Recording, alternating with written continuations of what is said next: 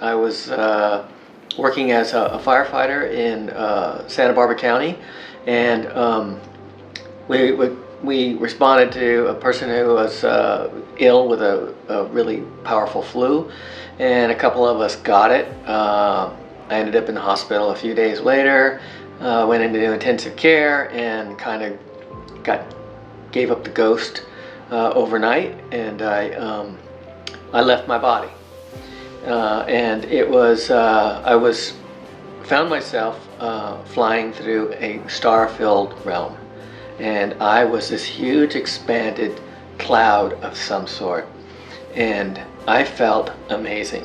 I felt, it was the most amazing feeling of peace and euphoria. And it was you're hearing this a lot now from near-death experiencers. They're talking about it. It was very sensual. It was very sexual. It was incredibly powerful.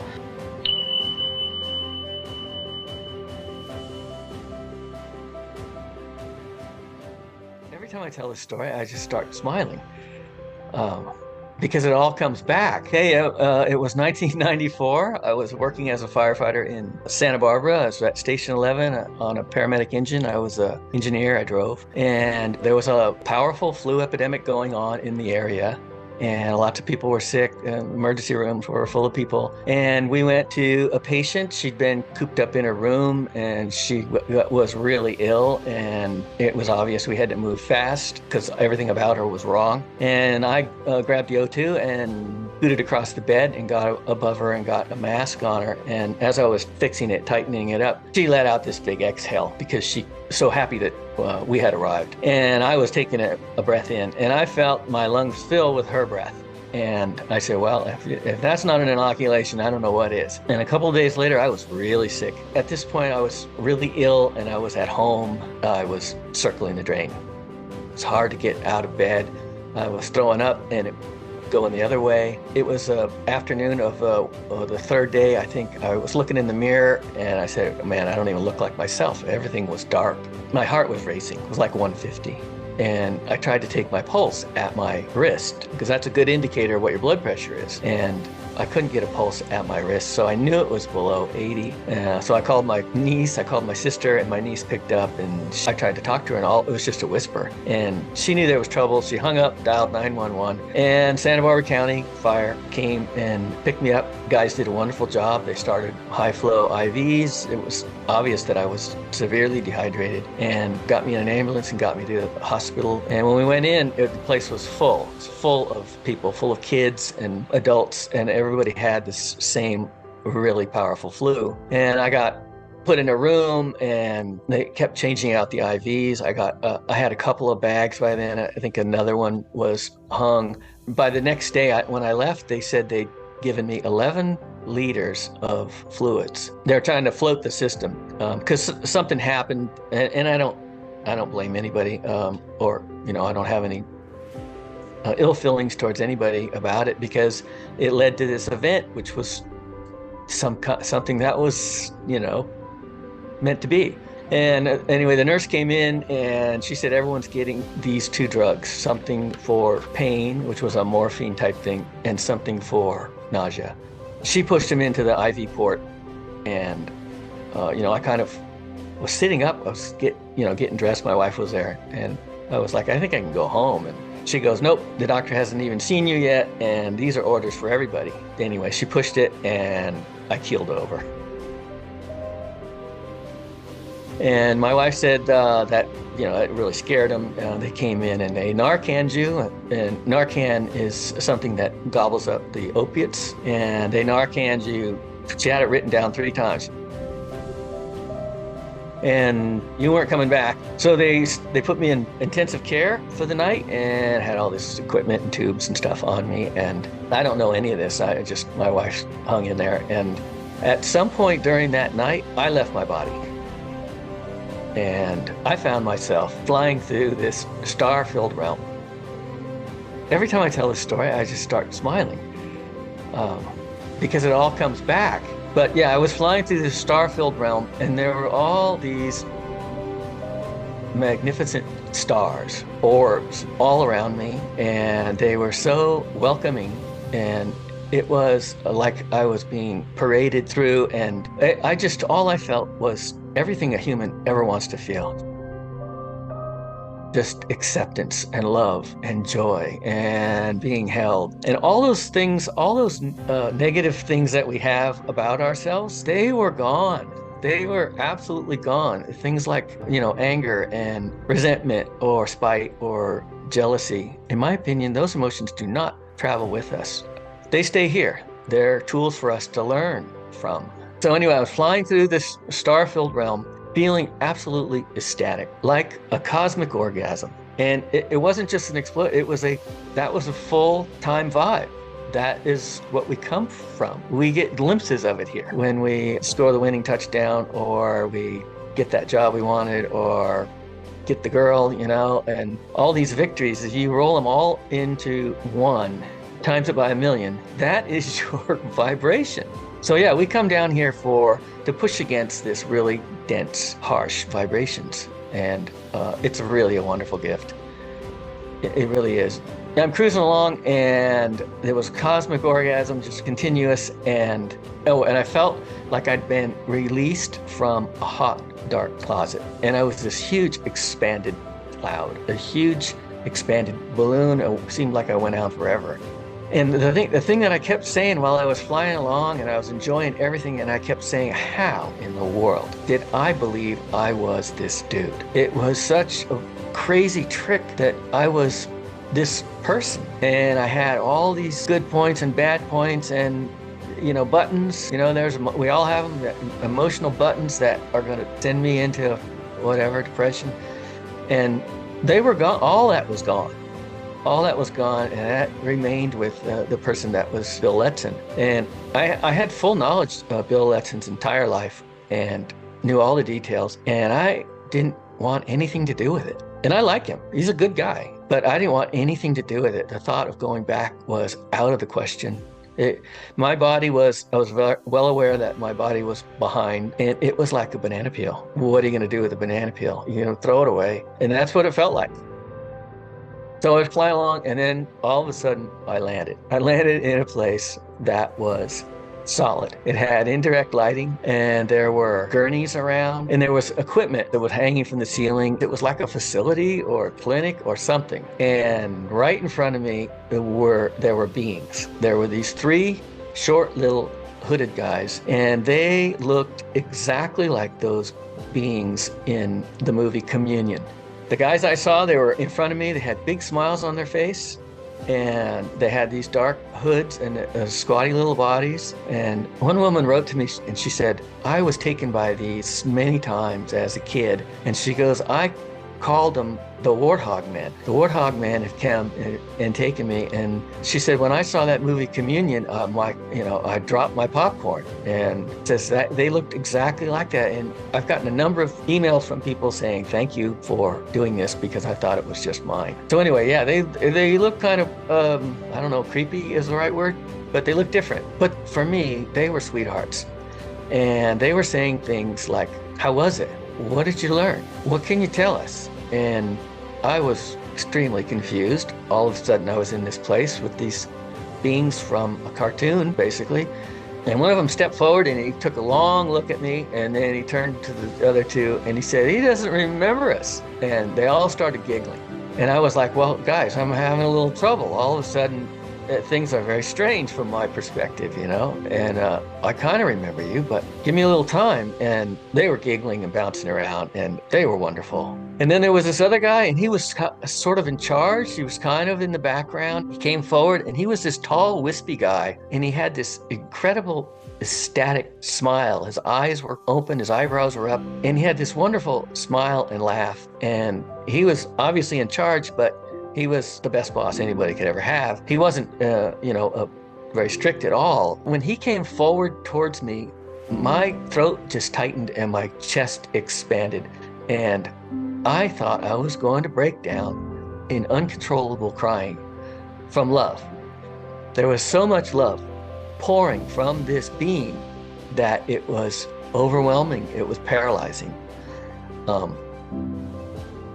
And I just loved it. I loved those guys. He was cool. There was some back and forth stuff. And every time I said something, he had this chuckle. I could feel it inside of me. He had this laugh. I got the impression that, you know, looking at it from a third person, that was a relationship between a father and a child. And he loved me unconditionally. And at one point I said, I'm not going back there. No way, no how, ever. So I guess I got to move on from this place eventually. And so, you know, what's next? A review of my life? Would you guys like to get started with that? And he just loved that. He just cracked up like I was a little toddler trying to take over. And he said, sure, let's do that. How do you want to start? So I started talking to him. I was telling stories about jobs that I wish I'd taken. You know, my wife and I got this offer for this job on an island off the coast, and we were going to live on this island by ourselves and take care of the wildlife. And it was really super remote. It was like an hour helicopter ride off the coast. And she wanted that. That was right up her alley. And I took a fire job. I still wanted excitement. But I wish I'd done that for her, because she's never asked for anything, but she did want that. So yeah, I talked a little bit about that and a few other things, and nobody was listening. They didn't care. It was obvious that I was brought in there for a quick show and tell, and I wasn't staying. It wasn't the end of my life, and I was the only one in the room that didn't know that. And at one point he said, okay, that's enough. He stepped forward like a father and said, time to go back. And that just floored me. I was like, what? Go back? I'm not going back there. There's no way. He says, yeah, you got to go back. You got things to do, and they're important. And the three little guys, it was like they were reassigned. They just disappeared. They went somewhere else in that facility, and it was just he and I. And he came forward, and he's like, okay, you're going back. And as he stepped forward, I felt myself slipping back. The place just started to break up. It started to dematerialize. It's like I was being beamed out of there, and I was going to another channel. I was going to another frequency, and it was a descending feeling, and I dropped away into darkness. It wasn't a good place. It wasn't someplace you wanted to be. It was lonely, and it was dismal, and you didn't want to stay there. Then I was back in my body, and I woke up, and a nurse came by, and she says, you're awake? And I'm like, yeah, I need to talk to you. And she said, I just got to go tell the doctor. We've been worried about you. We didn't know what was going to happen with you. We didn't know what was going on. And I said, okay, that's cool. You can go talk to the doctor. But first, what am I doing back here? You know, I was pissed. I said I was home. I'd made it out of here. I was home with my best bros. How is it that I ended up back here? I had bought the farm. I was convinced of it. She said, honey, you've been in escrow, but you fell out of escrow, and now you're back with us, and you're going to have to get your head around that. And I thought that was, you know, looking back, that was really good advice, because after that experience, anybody who has an experience like that, you know, the yogis and the spiritual teachers, they'll tell you, get back in your life and chop wood and carry water and do the things that support your life and keep it going, because you're on a journey. You know, you're a soldier for the higher self, this higher version of you that came for experiences that are mapped out. You know, get back on the job and make them proud on the other side that you gave your best and you made the highest vibration choices in this life. It's up to us to create our vibration. You know, when we live our life and our vibration is low because we've been selfish and self-centered and mean-spirited, and you know, we all know these people. We've all met them. And when we leave our bodies, when we die and leave our bodies, our vibration is going to match that low vibration of those lower places, and that's where we'll be stuck. It's not forever. It's just till we sort out where we went wrong in this life, and because we are these infinite, amazing beings. If you listen to those people who, you know, they give a video about going to hell, almost every time it's like they sort it out. One woman was in a coma for weeks, and at one point she sorted it out, and she started singing a spiritual song that she sang in church, and she popped right out of hell. And she said that most of the time she had no idea she was dead. This thing about leaving this world in an astonished state. You know, you're going to bump around in these low vibrational places until you can sort out that astonishment. And for some, it could be a long time.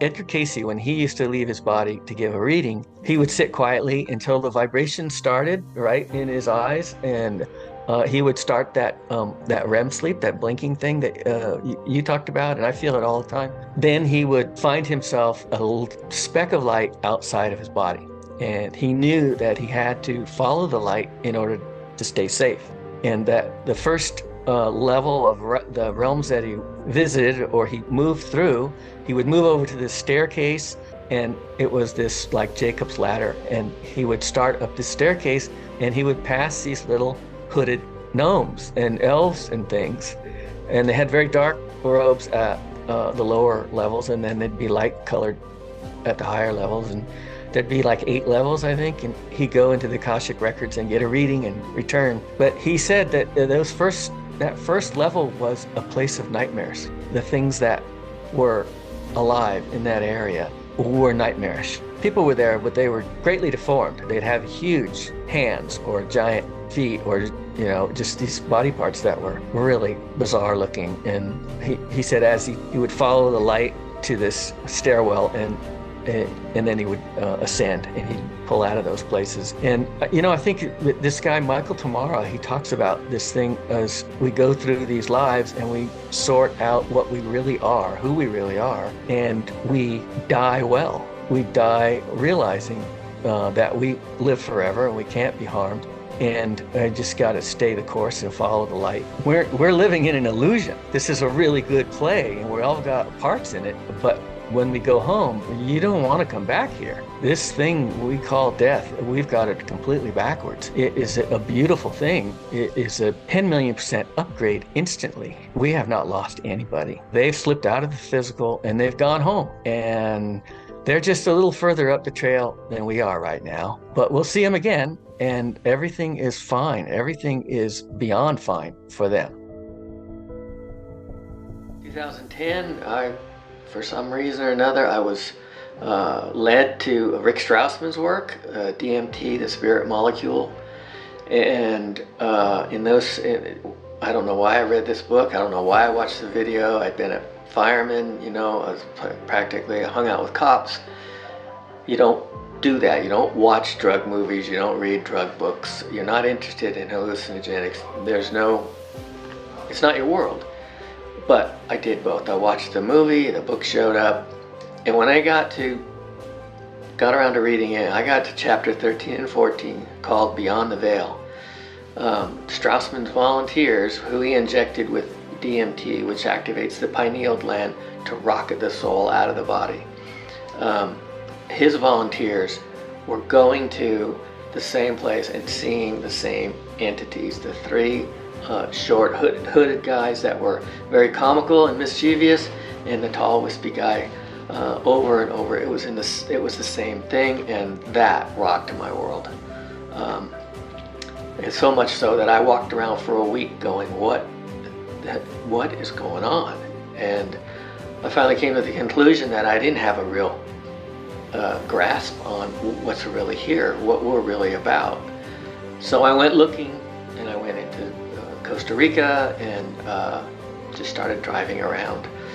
And I met some people, and I met some legitimate shamans, and I did some things with ayahuasca, and that got incredibly profound medicine. That stuff is for real. Slow, with several trips down there and staying for months at a time, and staying at this place called Pachamama, being in silence and going through some of their things that they do, and dropping any sort of judgment or any sort of, I know it all. I just dropped everything, and I paid attention for months, and something opened.